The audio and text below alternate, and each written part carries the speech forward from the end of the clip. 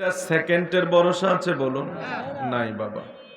পৃথিবীতে আসার সিরিয়াল আছে, যাওয়ার কোনো সিরিয়াল নাই। কত মানুষ এসেছে, নিজের হাতে কত মানুষকে দাফন করলেন। হয়তো আজকে আমি আরেকজনকে দাফন করছি, আগামী দিন আমাকে কে না কেউ দাফন করার জন্য চলে আসতে হবে।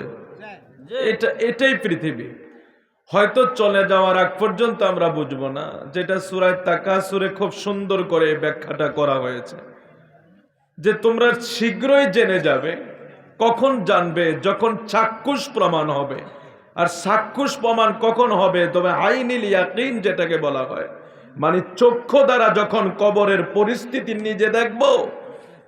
সূরা তাকাসুরের তাফসিরে লেখা হয়েছে যে আইনিল ইয়াকিন যেটা নিজের চোখ দ্বারা যখন কবরে শোয়ানোর পরে দেখবে, ডাইনে বামে সামনে ওপরে আমার এত সংকীর্ণ জায়গা, অথচ আমার বিশাল বাড়ি।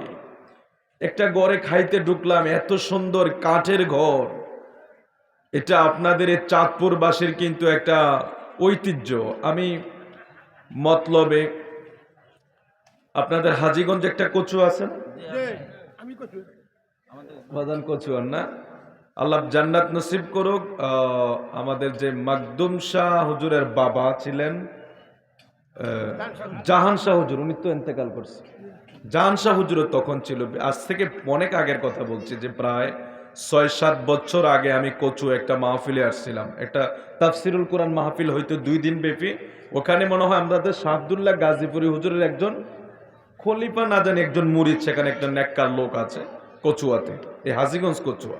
এক কচুয়াতে আছে ওই জায়গা আমাদের ওইদিকে যেটা, আরেকটা কচুয়া হাজীগঞ্জে।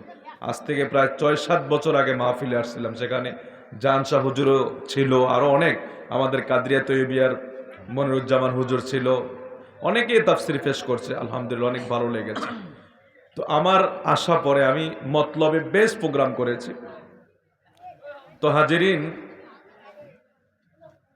জান্নাতের বাগানগুলি আমরা সাজাই, পৃথিবী আমরা সাজাই, ঘর আমরা সাজাই। এখানে এই জায়গাটাকে যখন আমরা বিদায় দিয়ে আমাদের ঠিক সন্নিকটে কবরে যখন চলে যেতে হবে, এই ডাইনে বামে সামনে পেছনে এই যে ছোট্ট একটা অন্ধকার ঘর, ওই সময় যখন আপনি কবরবাসীকে যখন 3 জন কবরে রাখেন, তখন কবরবাসী চিন্তা করে, আল্লাহ এরা 3 জন মনে হয় আমার সাথে কবরে থাকবে। কিন্তু হঠাৎ করে একজন না উঠে যায়, বাঁশ দিতে দিতে আরেকটু জায়গা কমে গেলে আরেকজন উঠে যায়, আরেকটু কমে গেলে আরেকজন উঠে যায়। তখন কবরবাসী চিৎকার করে বলে, সন্তানেরা, আমি তো তোর জন্যই গোটা 60-70 বছরের জিন্দেগি শেষ করে দিয়েছি। আমার বাবাকে জিজ্ঞেস করুন, দাড়ি পেকে গেছে, এখনো চাকরি করে না, মাথায় একটা ফেরা আছে। আমার ছেলেগুলি কি খাইবো, আমার মেয়েগুলি কি খাইবো, এদের একটা থাকার জায়গা দিতে হবে, বিবাহ শাদী দিতে হবে, তাদেরকে লাইন করতে হবে। ফিসাব বইলা যে করে না এমন না, হুজুর বইলা যে করে না এমন না। আলেম বলেন, হুজুর বলেন, ফিসাব বলেন, পাবলিক বলেন, টিচার বলেন, সবার একটা চিন্তা মাথায় সব সময় ঘুরপাক খায়, আমার ছেলেগুলির আমি কি দিয়ে যাব, ঠিক কিনা বলেন?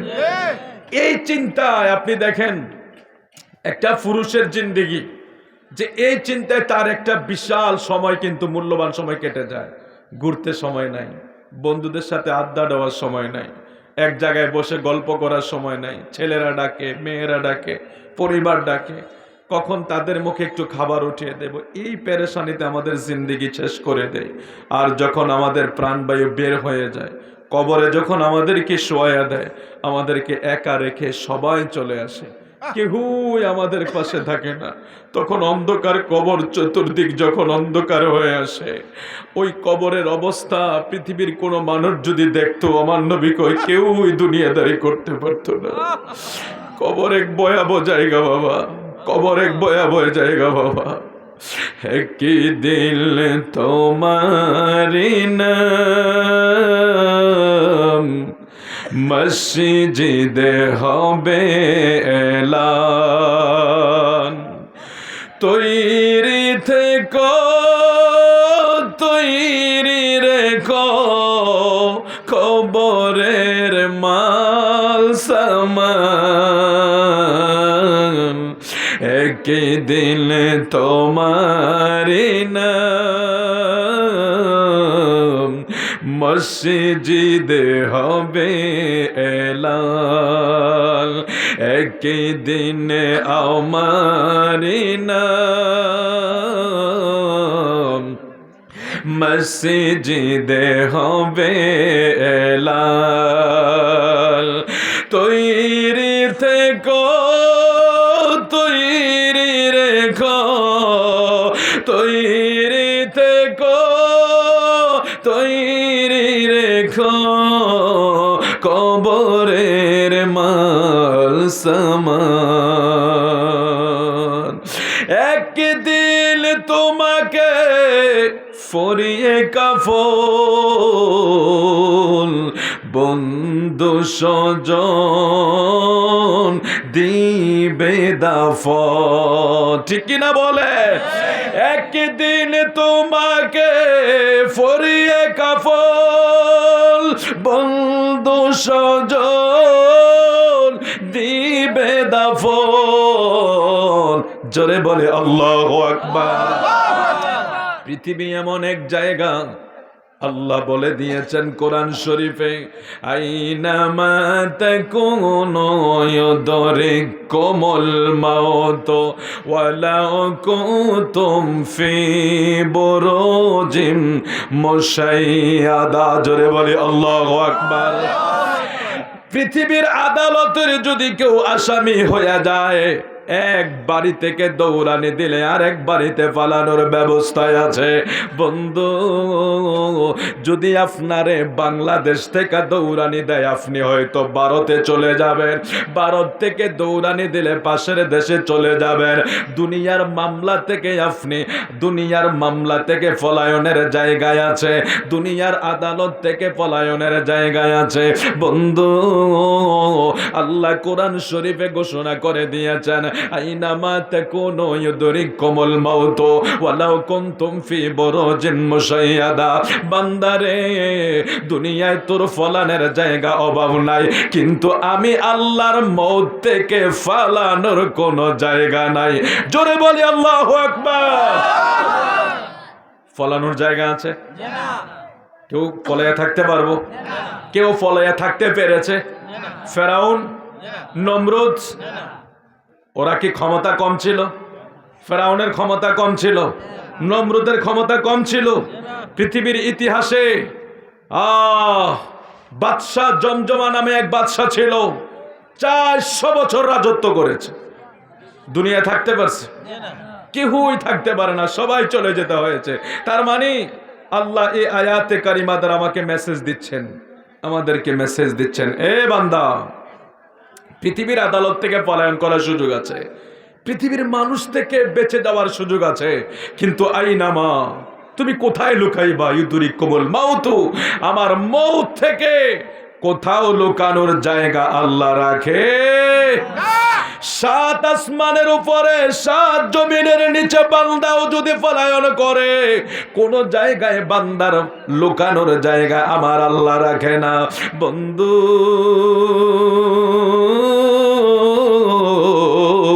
কোন জায়গায় যেহেতু আমাদের পলায়ন করে থাকার জায়গা নাই, আমাদের ওই মউত থেকে আমাদের প্রস্তুতি যখন নিতে হবে, মরণের যেহেতু প্রস্তুতি নিতে হবে, আল্লাহ তো হইল রহমান, বান্দা হইল গুনাহগার। আল্লাহ হইল রহমান, বান্দা যত গুনাহ করবে রহমানের কাজ হইল ক্ষমা কইরা দেওয়া।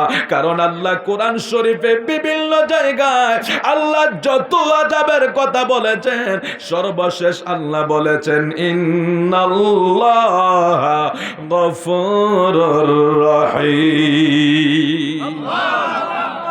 যদি বলি ইয়া রাসূলুল্লাহ। বাজান রে আমার, এক একটা জায়গার এক একটা সিস্টেম, যে মাইকের আওয়াজ বা যেভাবে আপনারা সেটিং করেছেন, আসলে আমরা মাইকগুলি যদি ভালো থাকে, আগামী দিনে তো একটু প্রোগ্রাম করা লাগে। অনেক সময় দেখা গেছে হয়তো 2-1 দিন গ্যাপ, আবার 2-4 দিন একটানা মাহফিল হয়।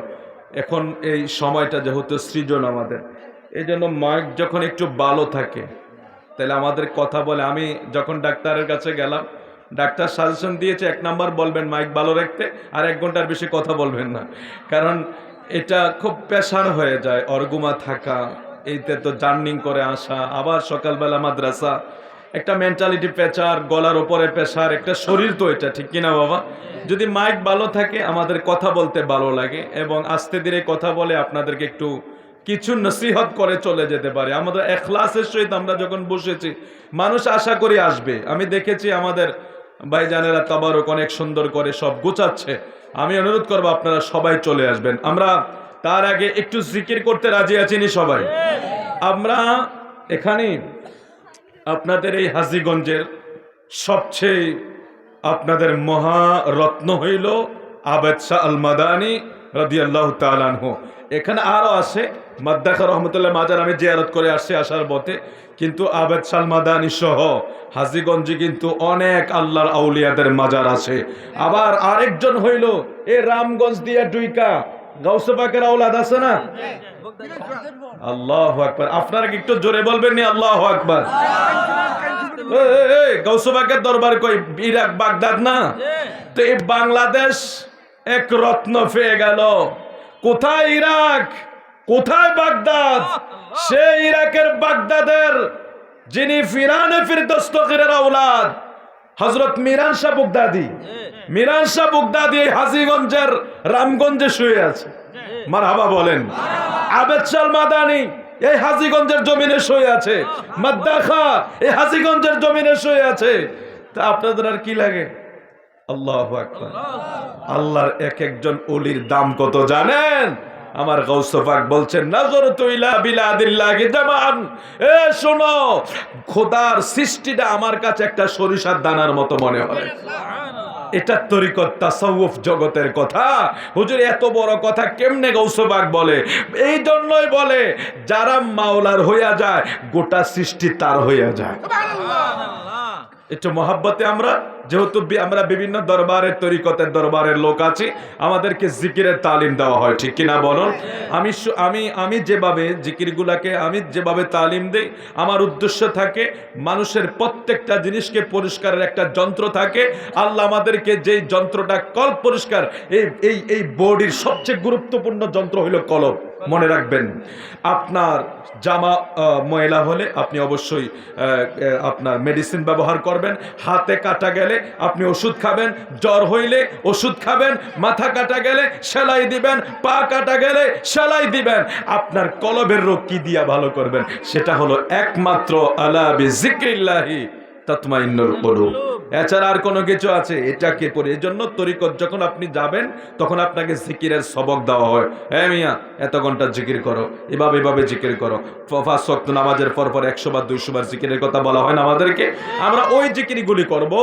জিকিরের নামে যেগুলি করা হয় আমাদের দেশে অনেক ভাইয়েরা, আমরা তাদের জন্য দোয়া করব আল্লাহ যাতে তাদেরকে হেদায়েত নসিব করে। কারণ আমাদের অনেক সুন্নি ভাইদের ভিতরেও জিকিরের নামে কিছু পাগলামি সাগলামি করে আমাদেরকে তরিকতের একটা বদনাম করে ফেলেছে, তাসাউফের বদনাম করে ফেলেছে। তরিকত তাসাউফ এটা বড় আলা জিনিস। আপনাকে আল্লাহ পর্যন্ত ফুসতে হলে আপনি তাসাউফের ইলম অর্জন করতে হবে। তরিকতের জগতে আপনি ক্লাসে ভর্তি হতে হবে। আপনি শরীয়ত মসজিদে গেলে আপনাকে অজু করা শিখাবে। তো অজু করে কি করবে? আপনার হাতের পায়ের ময়লা পরিষ্কার করবে। আর ওলি আল্লাহর দরবারে গেলে কলবের ময়লা পরিষ্কার করা শিখাবে। এটা পরিষ্কার করলে, চোখ বন্ধ করলে এখান থেকে মক্কা মদিনা দেখতে পাবেন। আল্লাহু আকবার। এটার অনেক দাম আছে। মোহাব্বত করে বলি আল্লাহ আল্লাহ আল্লাহ আল্লাহ।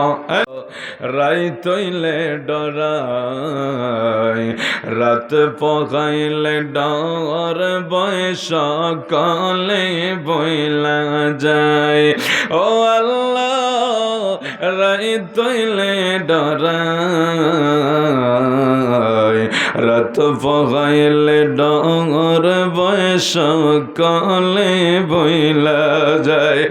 আরে দিলে রাইতে তোমার বালদার, দিলে রাইতে তোমার বালদার, কলবে যেন পায় আল্লাহ রাই তৈলে ডরায় রাত পোহাইলে ডর বয়স কালে বইলা যায়। ওরে আমি সৃষ্টি তুমি স্রষ্টা, আমার কি বাসাদ্দ, যখন তখন ওই রাঙা যাইতে জীবের জীবন বাধ্য। ঠিক কিনা বলে? আরে আমি সৃষ্টি তুমি স্রষ্টা, আমার কি বাসাদ্দ, যখন তখন ওই রাঙা যাইতে জীবের জীবন বাধ্য, যখন তখন ওই যাইতে জীবের জীবন বাধ্য। আওয়াজ কইরা বলেন মারহাবা। মুআজ্জিজ সদরে মুহতারাম, ঐতিহাসিক মরহুম আলহাজ ফজল আলী পাটোয়ারি বাড়ি জামে মসজিদ প্রাঙ্গণে আজিমুশান ঈদে আজম ঈদে মিলাদুন নবী সাল্লাল্লাহু আলাইহি সাল্লাম উদযাপন উপলক্ষে 15তম বার্ষিক ওয়াজ দোয়ার মাহফিলের সম্মানিত সভাপতি, 10 নং ওয়ার্ডের সম্মানিত সাবেক কাউন্সিলর জনাব মোহাম্মদ বিল্লাল হোসেন সাহেব, আল্লাহ ওনাকে কবুল করুক, জোরে বলুন আমিন। আজকের মাহফিলের সম্মানিত সহসভাপতি আলহাজ মোহাম্মদ আব্দুল করিম পাটোয়ারি সাহেব, তাকরীর পেশ করেছেন বিশেষ অতিথি নতুন প্রজন্মের তরুণ বক্তা হাফেজ মাওলানা বশির উদ্দিন মায়াবী, তাকরীর পেশ করেছেন কঙ্গাস হযরত বেলাল হাবশী রাদিয়াল্লাহু তাআলা আনহু জামে মসজিদের সম্মানিত খতিব মাওলানা মোহাম্মদ শরীফ হোসাইন, তাকরীর পেশ করেছেন আশিক রাসূল হযরত মাওলানা মোহাম্মদ ইউনুস আবিদি, খতিব জয়নগর কেন্দ্রীয় জামে মসজিদ শাহরাস্তি, প্রধান শিক্ষক উত্তর রায়চৌর দারুল আরকাম মাদ্রাসা হাজীগঞ্জ। মাহফিল পরিচালনা করছেন হাফেজ মোহাম্মদ আবু বকর সিদ্দিক সহ উপস্থিত আছেন উলামায়ে কেরাম, উলামায়ে আহলে সুন্নাহ। আমার প্রাণ প্রিয় ভাই বাবারা, আশিক রাসূল ভাই বাবারা, প্রত্যেকের প্রতি সালাম আরজ করছি, আসসালামু আলাইকুম ওয়া রাহমাতুল্লাহ। আল্লাহ পাকের দরবারে অসংখ্য শুকরিয়া আদায় করি, যিনি আমাদেরকে বড় মায়া করে, বড় মোহাব্বত করে আজকের এই জান্নাতের বাগানে বসার তৌফিক দিয়েছেন। জবান করে বলুন আলহামদুলিল্লাহ। আর একটু আওয়াজ করে বলা যাবে আলহামদুলিল্লাহ। লক্ষ কোটি দরুদ ও সালাম ওই নবীজির উপর, যিনি আমাদের আকা, আকায়ে নামদার তাজদারে মদিনা, যিনি হায়াতুন নবী, যিনি জিন্দা নবী, যিনি নূরুন আলা নূর নবী, নবী মুহাম্মদুর রাসূলুল্লাহ সাল্লাল্লাহু আলাইহি ওয়াসাল্লামের উপর। মুআজ্জিজ সদরে মুহতারাম, আলোচনা অনেক হয়েছে, আপনাদেরকে দীর্ঘ সময় কষ্ট দিতে চাই না। ও আল্লাহ, প্রায় তো 11:30 বেজে গেছে, অনেক রাত্র হয়ে যাচ্ছে। মাহফিলগুলা আসলে 12টার ভিতরে শেষ করে দেওয়া হচ্ছে উত্তম, কারণ 1000 মাহফিল এক পাল্লা, এক ওয়াক্ত নামাজের সমান হবে না। ওমা কথা বলেন না, যে রাগ করছেন আপনারা। আপনার এই জান্নাতের বাগান এটা ঠিক আছে, ইলমে দ্বীনের মজলিস, শিক্ষার মজলিস ঠিক আছে, কিন্তু আমি সব কিছু করলাম, তাবারুক খাইলাম, খাবারও খাইলাম, মাহফিল করলাম, ফজরের নামাজটা পড়তে পারলাম না। এই মাহফিল 1000 মাহফিল একদিকে, এক ওয়াক্ত ফজরের সমান হবে, এটা মাথায় রাখতে হবে। কথাটা বুঝতে পারছেন আপনারা? গোটা দেশের মানুষকে এই মেসেজটাই দিতে চেষ্টা করি, মাহফিল ঠিক আছে, এগুলি করলে আমাদের আশেকের কি হয়, খোরাক হয়, কিন্তু ফজরটা যদি মিস দেই, এটার হিতে বিপরীত হয়ে যাবে, নফসের অনেক ক্ষতি হয়ে যাবে, আপনার নফসের অনেক ক্ষতি হয়ে যাবে। এই একটা মাহফিলকে উসিলা করে যদি নামাজ মিস দেওয়া হয়, খবরদার। আমার নবীর প্রেমিক যারা, যারা আমার নবীকে ভালোবাসে, তারাই কিন্তু নামাজ পড়বে। কোন নবীর দুশ্মন যারা, এরা 1000 বছর সেজদা দিলে লাভ হবে? শয়তান সেজদা দেয় নাই, লাভ হয়েছে নাকি?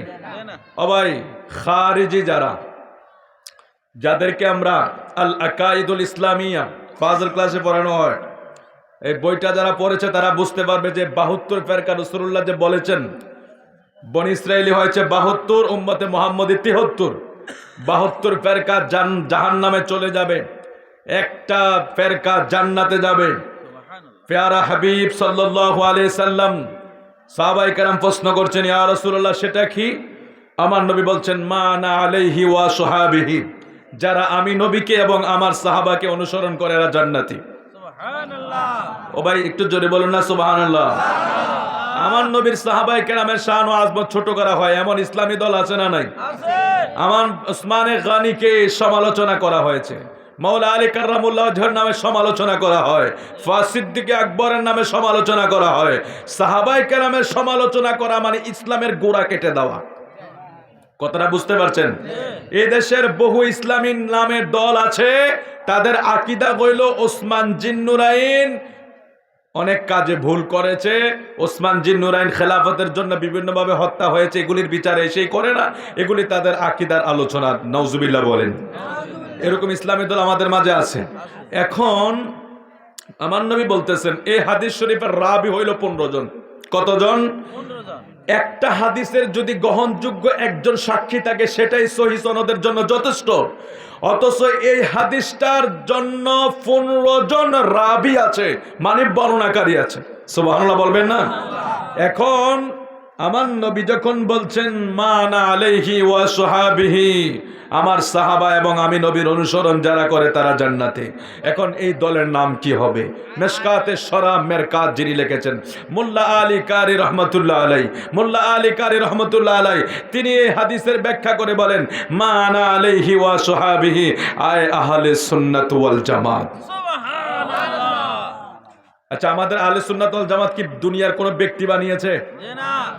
আমাদের দেশের যত দল আছে, জামাত বলেন, হেফাজত বলেন, মাযহাবি বলেন, সালাফি বলেন, তাবলিগি বলেন, যত দল আছে সকল দলের একটা প্রতিষ্ঠাতা আছে না নাই? আমি কাউকে হ্যাঁ প্রতিপন্ন করা বা ছোট করা বিষয় নয়, আমি শুধু মেসেজ দিচ্ছি আমাদের জানার জন্য। আমাদের ইসলাম নামে যত দল হয়েছে সকল দলের একটা ফাউন্ডার আছে, একজন লিডার আছে, আছে না নাই?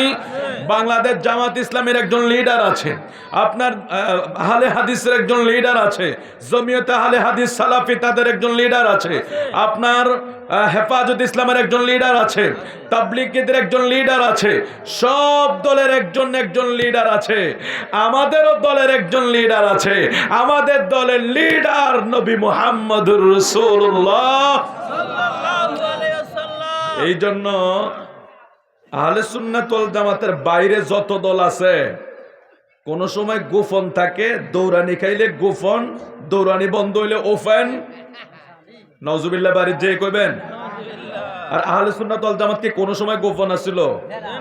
আপনারা যে যে দল করেন ভিন্ন কথা, আমলিক করেন, বিএনপি করেন, জামাত করেন, জাতীয় পার্টি করেন, এটা ভিন্ন কথা, কিন্তু আমার কথা হলো আহলে সুন্নাত ওয়াল জামাত। আহলে সুন্নাত ওয়াল জামাত যেটা দুনিয়া আখিরাত চিরকাল শান্তির সাথে যেটা সম্পর্ক, যে আহলে সুন্নাত ওয়াল জামাত কোন দলের সাথে সম্পৃক্ত হয়ে কোন সময় ওপেন, কোন সময় গোপন।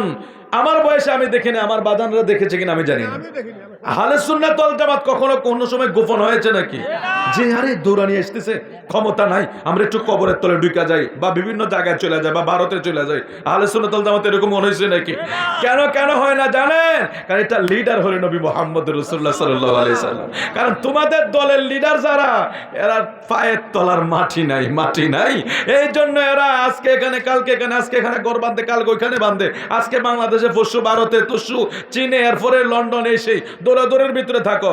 আর আমার নবী তো এমন একজন রহমতের নবী, যিনি দু জাহানের বাদশাহ, যেরকম সুবহানাল্লাহ, সেই দুই জাহানের বাদশার মনোনীত দল আহলে সুন্নাত ওয়াল জামাত, যেটাকে একমাত্র দল জান্নাতি দল বলা হয়েছে। জোরে বলি আল্লাহু আকবার। আমরা সেই দলে আছি। আল্লাহ আমাদের ঈমান আকীদার সাথে কবুল করুক। জোরে বলি আমিন। তো বাজানরে আমার, আপনাদের খেদমতে আমি অল্প কিছু সময় আলোচনা করব, ঠিক অল্প সময়, আমার অনেক সময় ব্যয় হয়ে গেছে।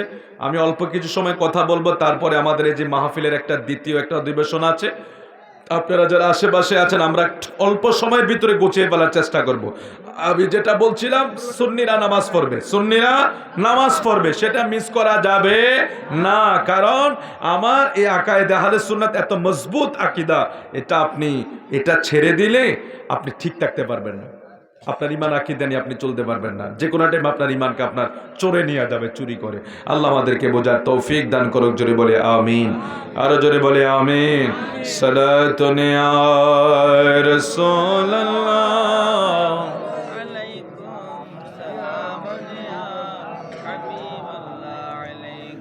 সালাতুন ইয়া রাসূলুল্লাহ।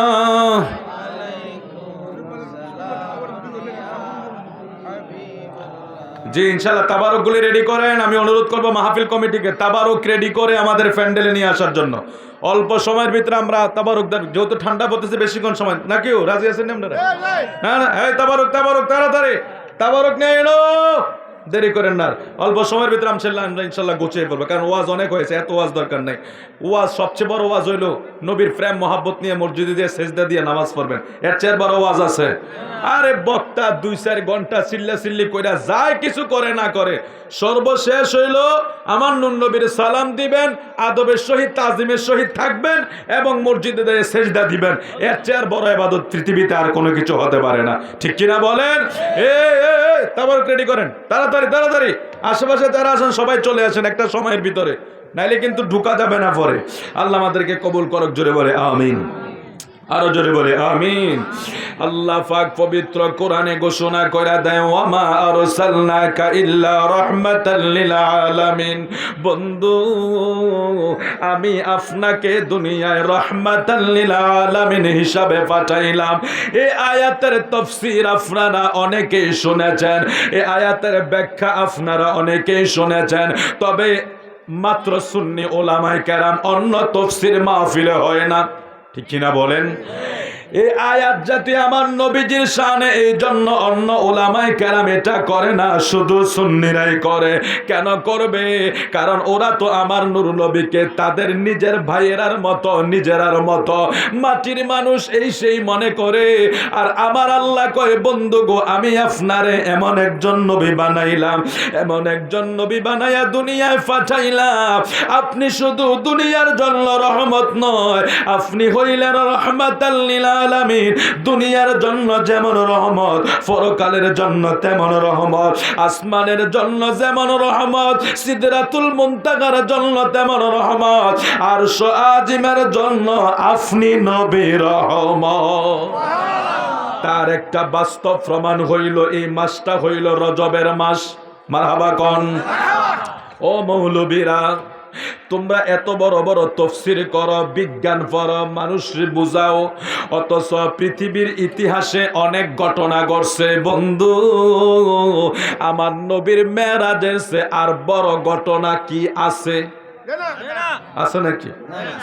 অনেক ঘটনা পৃথিবীতে আল্লাহ ঘটাইছে। আমি আপনাদের কাছে জানতে চাই, আল্লাহ পাকের জগতে, আল্লাহর সৃষ্টি জগতে আল্লাহ অনেক বিস্ময়কর ঘটনা ঘটাইছে, কিন্তু আমার নবীর মেরাজের চেয়ে আর বড় ঘটনা কি আছে? আমার নবীর মেরাজের চেয়ে আর বিস্ময়কর ঘটনা কি আছে? বন্ধু, অথচ এত বড় বড় মৌলবী, এত বড় বড় শায়েখ, এত বড় বড় তাফসীরওয়ালারা এক মেরাজকে গোপন কইরা দেয়। নজুবিল্লাহ বলেন। মেরাজকে তুচ্ছ তাচ্ছিল্য করে, মেরাজকে নিয়ে মানুষের মাঝে হাস্যরস্য করে, যেটা আবু জাহেলরা করছিল। নজুবিল্লাহ বলবেন না? এই মেরাজ যদি স্বপ্ন যোগে হইতো, আবু জাহেলরা এটা নিয়ে মাতামাতি দরকার নাই। মেরাজ যদি স্বপ্ন যোগে হইতো, তাইলে বিজ্ঞানরা এটা নিয়ে আজ পর্যন্ত গবেষণার দরকার আসেনি। এই নাসা বিজ্ঞানীরা আপনারা বাংলা ভিশন চ্যানেল, যেগুলি ন্যাশনাল চ্যানেল, এগুলির ভিতরে খবরটা আসছে, সত্য মিথ্যা আল্লাহ জানে। আমরা এগুলির উপরে ওইভাবে জোর দিতে চাই না। তবে বিজ্ঞান একটা বিষয়ের উপরে আজকের এই দিনে আইসা একটা গবেষণা চালাইছে যে নাসা বিজ্ঞানীরা বলে তারা নাকি ফেরেশতার আওয়াজ রেকর্ড করছে। এটা আল্লাহ মালুম, আর তারা জানে, আমরা বলি না। তবে তারা একটা দলিল সাবেত করছে, এটা হলো আমার নবীর মেরাজের। সুবহানাল্লাহ কোন। বিজ্ঞানের মাথা খারাপ হয়ে গেছে নবীর মেরাজ নিয়া গবেষণা কইরা। আর মৌলবীরা কয় নবীর মেরাজ স্বপ্নে হইছে। এ হাজীগঞ্জবাসী, যদি স্বপ্নে কোনো কিছু ঘটে, এটা নিয়ে মাথা ব্যথা করার কোনো কিছু। স্বপ্নে তো অনেকে প্লেনে উড়ে, ওরে কি উড়ে না? এক বেটায় স্বপ্নের ভিতরে দেখে প্লেনে উঠতেছে। প্লেনে উড়ে কত সুন্দর দৃশ্য দেখা যায়। প্লেনের জানালা দিয়া মাথাটা বাড়ি করে কয়ে দৃশ্যটা একটু দেখি।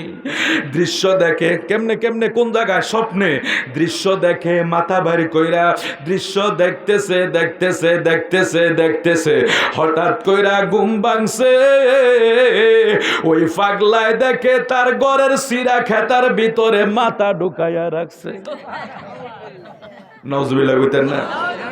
এটার নাম হলো স্বপ্ন। বুঝতে পারছেন না? অবিশ্বাস করার কিছু নাই।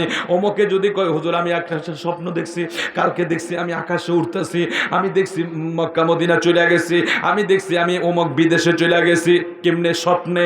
স্বপ্ন নিয়ে কোনো প্রশ্ন নাই, স্বপ্ন নিয়ে কোনো দ্বিমত নাই, স্বপ্ন নিয়ে আমাদের মাঝে কোনো মাতামাতি নাই। কারণ স্বপ্ন এমন একটা বস্তু, স্বপ্নে মানুষের কল্পনার জগৎ, কল্পনার জগতে মানুষ সেকেন্ডে বহু জায়গায় ঘুরে আসতে পারে। বন্ধু আমার, আপনার প্রিয় নবীর মেরাজ যদি স্বপ্নে হইতো, আজকের বিজ্ঞানও এটা নিয়ে এত মাতামাতির দরকার ছিল না। হে বন্ধু, নাসা বিজ্ঞানীরা বর্তমান সময়, এটা আল্লাহ ভালো জানে, তারা একটা গবেষণা করে বলে তারা নাকি ফেরেশতাদের আওয়াজটাকে রেকর্ড করেছে। এখন এটাকে তারা একটা দলিল দিয়া সাবেত করছে। আমার নূর নবী যখন মেরাজে গেছে, আমার নবী বলছে, এ উম্মতেরা শোনো, আল্লাহর আসমানের জগতে আমি ফেরেশতাদেরকে দেখছি, তারা আমার আল্লাহর তাসবিহ পড়ে, তাসবির আওয়াজ আমি নবী শুনছি। সুবহানাল্লাহ। আমার নবী কয় উম্মত,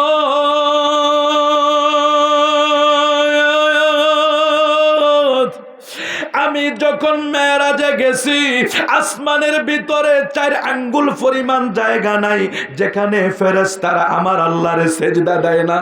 সুবহানাল্লাহ বলবেন না? আমার নবী এগুলি দেখা না আসলে আজকের বিজ্ঞান এগুলি বলার কি দরকার ছিল? স্বপ্ন হইলে তো এটা বাস্তবে যাওয়ার কোনো দরকার ছিল না। বন্ধুরে, আমি খুব অল্প সময়ে কিছু মেসেজ আপনাদেরকে দেব। প্রিয় আকা মাহবুবে খোদা আমার নবী, নূর নবী, জিনার মেরাজ হই যদি স্বপ্ন যুগে হইতো, তাইলে আবু জাহেলরা চিল্লা চিল্লি করতো না। আমার নবীর মেরাজ বাস্তব হইছে বিদায় আবু জাহেলেরা আপত্তি তুলছে। কারণ আবু জাহেলেরা জানে মক্কা থেকে বাইতুল মাকদাসে আসা যাওয়া প্রায় 3-4 মাস সময় লাগে। আমার নবী অল্প সময় কিভাবে আসলো, কিভাবে গেল? এই আয়াতে কারিমায় রহমাতাল লিল আলামিনকে আল্লাহ সেই দিন পরিপূর্ণ কইরা দিলেন যেদিন আমার নবীকে রাতের ক্রিয়োদাংশ সময় আল্লাহর দিদার করাইছে। সুবহানাল্লাহ। এখন আমার নবীজি কয় আমি 27 বছর মেরাজে ছিলাম। সুবহানাল্লাহ বলবেন না? এই 27 বছর সময় নিয়ে বিজ্ঞানের গবেষণা শুরু হয়ে গেছে। এখন বিজ্ঞান গবেষণা করে লাইটেরও একটা গতি আছে, সূর্যের গতি আছে, চন্দ্রের গতি আছে।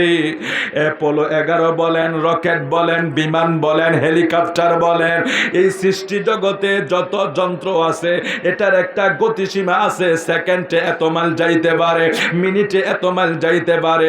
বিদ্যুতের গতিসীমা হইল সেকেন্ডে 1,86,000 মাইল। বিজ্ঞান গবেষণা করে বলে বিদ্যুতের গতিতে কোনো যান যদি উপরের দিকে রওনা হয়, জমিন থেকে আসমানে যাইতে সময় লাগবে 500 বছর। আরো জোরে। এই বিজ্ঞান আমার নূর নবীজির মেরাজ গবেষণা করে কয় জমিন থেকে যদি আসমানে বিদ্যুতের গতিতে কোনো যান রওনা হয় 500 বছর লাগবে। অথচ আমাদের প্রিয় নবী মেরাজ করে আয়েশা দেখে নবীজির বিছানা মোবারক এখনো গরম। সুবহানাল্লাহ বলবেন না? আমার নূর নবীর বিছানা মোবারক এখনো গরম। নূর নবীজি যেই জায়গায় ওযু বানাইছে পানি এখনো গড়াইয়া যায়। অথচ আমার নবী কয় আমি 27 বছর কাটাইয়া দিছি। বিজ্ঞান এটা নিয়ে গবেষণা কইরা কয় দুনিয়ার যত নূর আছে সমস্ত নূরের একটা গতি আছে। লাইটের একটা গতি আছে, বিদ্যুতের গতি, রকেটের গতি, অ্যাপোলো 11 এর গতি। দুনিয়ার যত কিছু আছে সব কিছুর একটা গতি আছে। সব কিছু তো আমার নবীর নূর থেকে সৃষ্টি। সব কিছুর গতি যদি একরকম হয়, আমার নবী তো স্বয়ং আল্লাহ পাকের নূরের সৃষ্টি। ওই নবীর গতি এত বেশি ছিল, ওই নবীর নূরের গতি এত বেশি ছিল। আজকের বিজ্ঞান গবেষণা করে কয় আমাদের প্রিয় নবী আল্লাহর দরবারে যাইতে মাত্র 46 সেকেন্ড সময় লাগছে। ওই নবীরে মাটি কইয়া কইয়া ওয়াজ করেন হুজুররা, দেখছেন আলামত। আপনি হিসাব করে একটু দেখেন। আমি কি কোরআন হাদিসের কথা বাদ দিলাম, বিজ্ঞান নিয়ে গবেষণা করেন না। বিদ্যুৎ সেকেন্ডে 1,86,000 মাইল যায়। আপনার অ্যাপোলো 11 আছে, রকেট আছে, হেলিকপ্টার আছে, বিমান আছে, সব কিছু আলোর একটা গতি আছে। আলোর একটা গতি আছে না, যে সেকেন্ডে মিনিটে এত মাইল সে দৌড়াতে পারবে, এত মাইল সে যেতে পারবে। এখন এগুলি তো সব লাইট, সব নূর। আল্লাহর স্বয়ং আল্লাহর কুদরতি নূরে আমাদের প্রিয় নবীকে আল্লাহ বানাইলেন। ওই যে জাবের রাদিয়াল্লাহু তাআলা হাদিস যখন আমরা পর্যালোচনা করি, আমার নবীকে যখন জিজ্ঞেস করে যে হুজুর আল্লাহ কি বানাইলেন প্রথম, তখন আল্লাহ নবী বলছেন আল্লাহ প্রথম তোমার নবীর নূর বানাইছে। এই নূরকে, এই নূর থেকে 1 ভাগ নূর নিয়ে 4 ভাগ করছে, 4 ভাগের 1 ভাগ দিয়ে আরশ কুরসি লৌহ কলম, এভাবে আস্তে আস্তে 7 আসমান 7 জমিন। অর্থাৎ আল্লাহর নূরে নবী পয়দা, নবীর নূরে গোটা জগৎ পয়দা। বিজ্ঞান গবেষণা করে বলে আল্লাহর সৃষ্টি নূরের ভিতরে সকল নূরের যে গতিসীমা আছে, সকল নূরের মূল তো হইল আমাদের নবীর নূর। এই জন্য আমাদের নবীর নূরের গতি এত বেশি ছিল, এটা কল্পনাহীন, কল্পনাহীন। বিজ্ঞান বলে মাত্র 46 সেকেন্ড সময় লাগছে আল্লাহর কাছে যাইতে। হুজুর আমাদের নবী যে আল্লাহর কাছে গেছে, এটা দলিল কোথায় আছে? আল্লাহ ফরমান সুম্মা দানা ফাতাদাল্লা ফাকানা ক্বাবা কাউসাইনি আও আদনা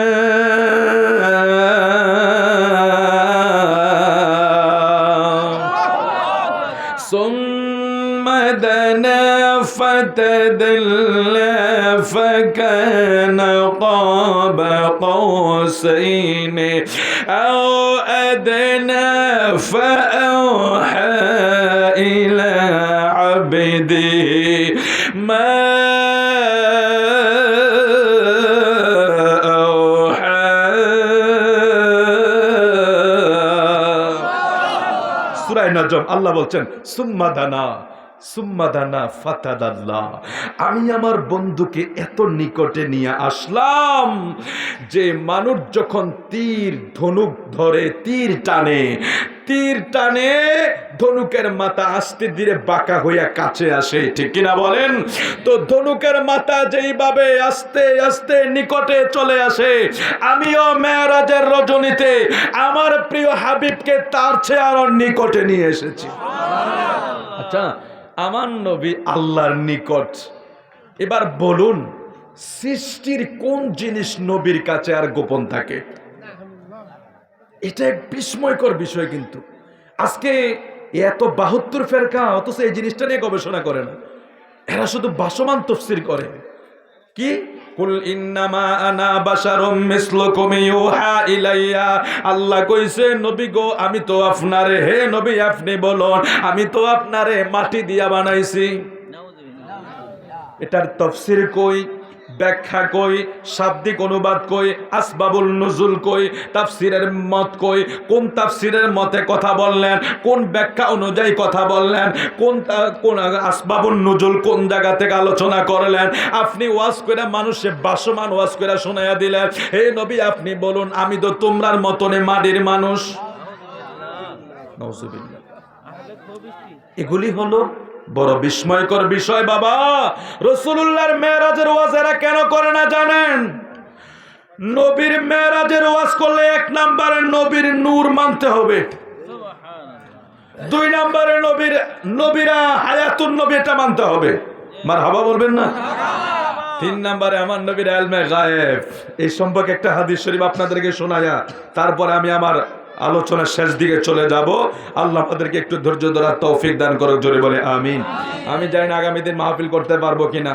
আমাদের মাইকগুলো সবচেয়ে ইম্পর্টেন্ট বিষয় বাবা, এগুলি আমাদের জন্য কষ্ট হয় কথা বলতে, একটু ইজি হয় যদি সাউন্ডটা একটু ভালো হয়।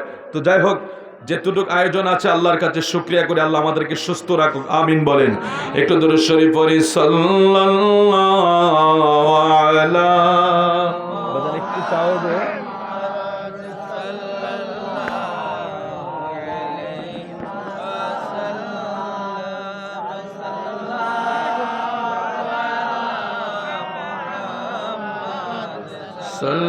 সাল্লাল্লাহু আলাইহি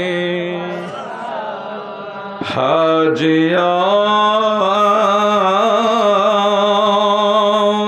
शहनशाह का रोजा देखो, अरे काबा तो देखो चौके काबा, काबा काबा देखो अल्लाहुम्मा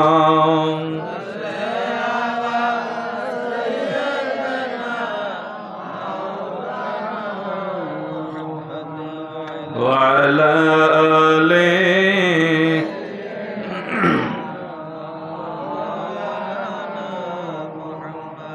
اللهم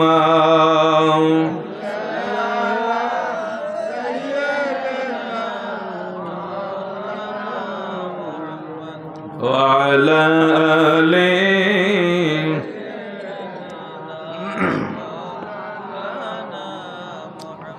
রাত্র যেহেতু অনেক হয়ে যাচ্ছে আমি শর্ট করে দেই। আমাদের প্রিয় নবী মাহবুবে খোদা রসুল মেরাজে রওনা হওয়ার সময় মুসা নবীকে দেখছিলেন ওনার রওজায় দাঁড়িয়ে উনি নামাজ আদায় করেন।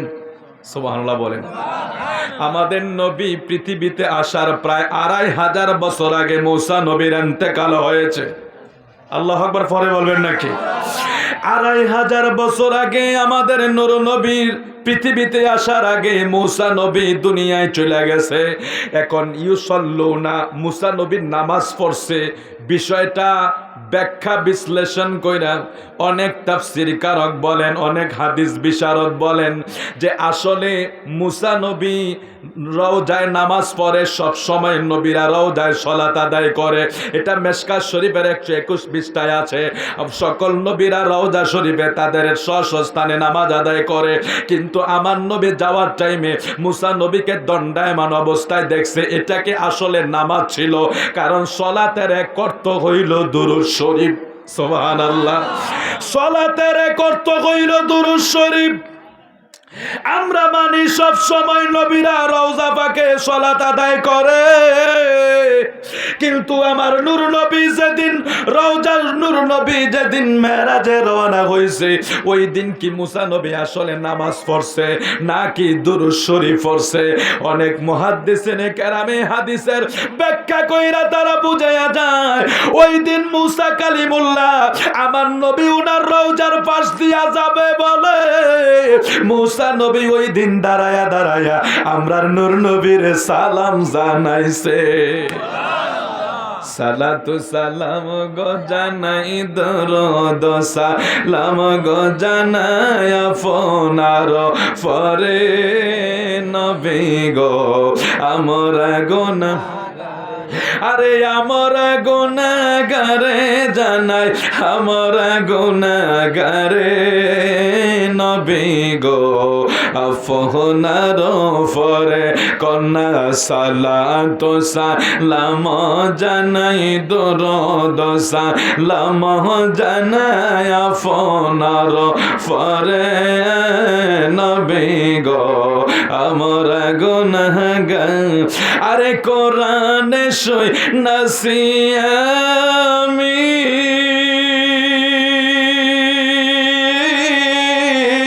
ও নবী গুনাহগারের বন্ধু তুমি গো আরে ফিলাইবা কাউসারের পানি ফিলাইবা কাউসারের পানি ময়দানে মাশরে নবী গো আমার গুনাহগারে কল্লা সালাত সালাম জানাই দরুদ সালাম জানাই আপনার পরে নবী গো আমরা আরে সালাত সালাম জানাই দরুদ সালাম জানাই আপনার পরে বিগো আমার গুনাহ আরে কোরআনে সই নাসিয়ামি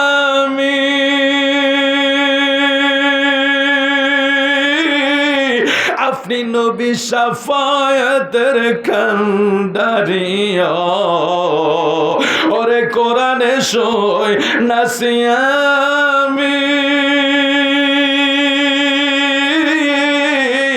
আপনি উম্মতের দরদি নবী আরে ফিলাইবা কাউসারের পানি ফিলাইবা কাউসারের পানি ময়দানে মাশরে নবী গো আমরা গুনাহগারে জোরে কোন আল্লাহু আকবার মুসা কালিমুল্লাহ অর্থাৎ আমার নূর নবী যে মূলত ওই দিন আমার নবী যাইবে বিদায় নবীরে দাঁড়ায়া দাঁড়ায়া মুসা রওজা ফাঁকে নূর নবীরে সালাম জানায় বন্ধু নবীজি চলে গেলেন বাইতুল মাকদাসে এখানে একটা নবীদের সমাবেশ হয়েছে 1,24,000 মতান্তরে 2,24,000 সকল নবীদের একটা সমাবেশ হয়েছে ওই সমাবেশের জায়গায় আদম থেকে ঈসা নবী পর্যন্ত কেউই বাদ নাই সকল নবীরা আমার নূর নবীর দর্শনের জন্য সেখানে হাজির হয়ে গেল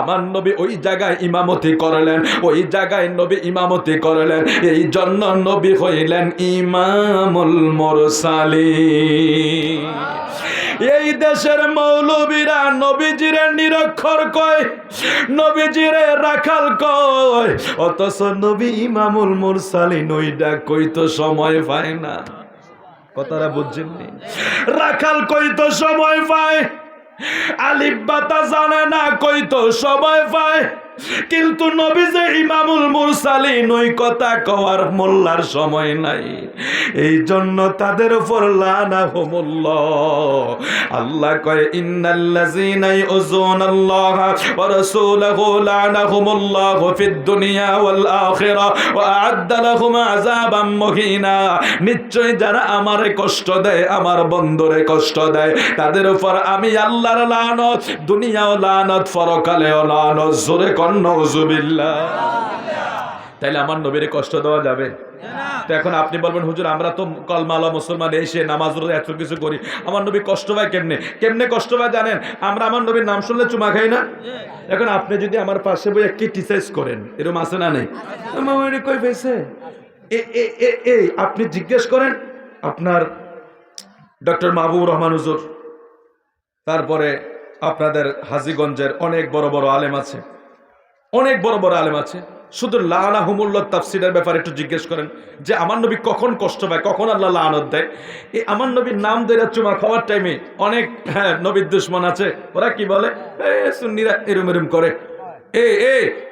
এরম মুসা নবীর এক উম্মত খাসাইসুল কুবরা আল্লামা জালালউদ্দিন সুয়ুতী রেখে গেছেন ওয়াহাব ইবনে মুনাব্বা থেকে হাদিস মুসা নবীর উম্মত শুধু আমার নবীর আহমদ নামের চুমা খায়া 200 বছরের গুনাহ মাফ নিয়ে নিছে তাহলে মুসা নবীর উম্মতের চেয়ে আমাদের হক আমরা নবীর কাছে বেশি না কম তাহলে আমরা আমার নবীর নামে চুমা খাইলে কি গুণ হইব? ওমা কি কয় এটি কি গুণ হইব? ওরা ব্যঙ্গ করে, অথচ নবীর নামে তাজিমে সে চুমা খান। আল্লাহু আকবার। এটা হাদিসে মোবারক আছে, সিদ্দিক আকবরের আমল, আদম সফিউল্লাহর আমল। বাবা, এটা যুগ শ্রেষ্ঠ ব্যক্তির আমল করে গেছেন। আর আমরা তো বাচ্চারে চুমা খাই, আমরা যে জায়গায় আমরা মহাব্বত লাগে ওই জায়গায় চুমা খাই। আমার নবীর নাম ধরে চুমা খাবো না কেন? এটা আমরা মহাব্বতে করব। এটা কোরআন হাদিস দ্বারা সাবেত আছে। আপনি তাফসিরে জালালাইনে সাল্লিমু তাসলিমার ব্যাখ্যা পড়েন, স্কিপ কইরা মানুষকে শোনায়েন না, মানুষকে বুঝিয়ে দেন এবং দলিল যেই দিকে সেদিকে যাওয়ার চেষ্টা করেন। কথাটা ঠিক আছে না? আমরা এখন ব্যক্তি কেন্দ্রিক হয়ে গেছি, যার কারণে ইসলামের এই অবস্থা। আপনি দলিল কেন্দ্রিক হন, ব্যক্তি কেন্দ্রিক না। দলিল যেদিকে আপনি সেদিকে যান, কোরআন হাদিস যেদিকে মজবুত আপনি সেদিকে যান। আপনি আমার পক্ষে আসা লাগবে না, অমুকের পক্ষে যাওয়া লাগবে না। আপনি জ্ঞানী গুণী আছেন, আপনি যাচাই বাছাই করে ওই দিকে যাবেন যেই দিকে কোরআন হাদিস দলিল মজবুত আছে। আল্লাহ বুঝার তৌফিক দেখ, জোরে বলে আমিন। তো আমাদের প্রিয় নবী চলে গেলেন। ইসরা বলা হয় বাইতুল মাকদাস পর্যন্ত, উপরেরটাকে বলা হয় মেরাজ। এটার অংশ হইল সিদরাতুল মুনতাহা পর্যন্ত। তো প্রথম আসমানে নবীদের সাথে আদম নবীর সাথে সাক্ষাৎ, দ্বিতীয়, তৃতীয়, চতুর্থ, পঞ্চম, ষষ্ঠ আসমানে, সেখানে আমার নবী দেখে মুসা কালিমুল্লাহ বসে আছে। আপনারা কষ্ট হইতেছে? মুসা নবী না রওজা শরীফ আমার নবী দেখছে, আবার না বাইতুল মুকাদ্দাসেও ছিল, আবার ষষ্ঠ আসমানে। একটু জোরে বলি আল্লাহু আকবার। তো এখানে একটা মজার বিষয় আছে। মুসা নবী আমার নবীর একটা প্রশ্ন করছে, হুজুর আপনার এত মর্যাদা, আপনি উপরে চলে যাচ্ছেন আল্লাহর দিদারে। তো আমার নবী তখন সেই ষষ্ঠ আসমানে এক আজব ঘটনা ঘটাইলেন। আমার নবী কয়, মুসা নবীরে আমার চিনাইতে হলে আমার উম্মতের সাথে সাক্ষাৎ করাই। নূর নবী সেখানে, ইমাম গাজ্জালী রহমতুল্লাহ আলাইহি, যিনি দুনিয়ার জমিনে বড় একজন দার্শনিক ছিলেন, একজন ওলি ছিলেন, একজন মহান ব্যক্তি ছিলেন, লেখক ছিলেন, গবেষক ছিলেন, ইমাম গাজ্জালী নামক ওই রুহুর ষষ্ঠ আসমানে মুসা নবীর সামনে হাজির কইরা আমার নবী কয়, নবী ও মুসা কালিমুল্লাহ, আপনি এই রুহুটারে জিজ্ঞেস করেন, তার পরিচয় আপনি নেন। মুসা নবী ওই রুহুটারে জিজ্ঞেস করে, রুহু তোমার নাম কি?